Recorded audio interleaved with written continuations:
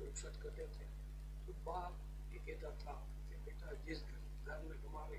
گولی جائے گی اب اس گھر سے تمہارا جنازہ ہی نہیں ہے. وہ لڑکے بھی یہ سب چیزیں سمجھتے ہوئے اپنے آپ کو کہ خاندان کی عزت کو بچاتے رہے جیسے بھی حالات ہوتے تھے مگر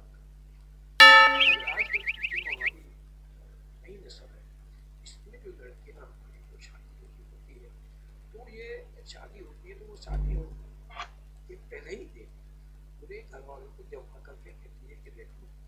میں آپ کے گھر کی بہو ہوں اور میرے پاس یہ اسمارٹ فون ہے اس کو ذہن میں رکھیے گا میرے سوشل کانٹیکٹس 8-10 پورے سوشل 8-10 کانٹیکٹس ہیں فیس بک لنکڈ یوٹیوب انسٹاگرام ٹک ٹاک اور اس کے علاوہ جتنے بھی ہیں سوشل ذرائع ان سب میں نے اکاؤنٹ بنے ہوئے ہیں. اگر میں 3-4 گھنٹے میں کوئی پوسٹ نہیں ڈالتی تو میرے جو فالوورز ہیں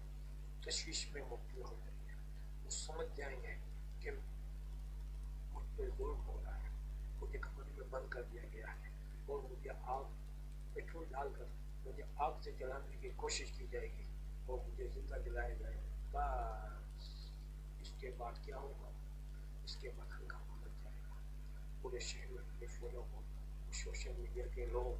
ہنگامہ کر دیں گے ہڑتالیں ہو جائیں گی احتجاج شروع ہو جائیں گے چناؤ گھیراؤ ہو جائے گا پبلک پریشر کی وجہ سے سپریم کورٹ مجبور ہو جائے گی کہ وہ نوٹس لے پھر تو رینجرز اور پولیس کی گولی لگ جائے گی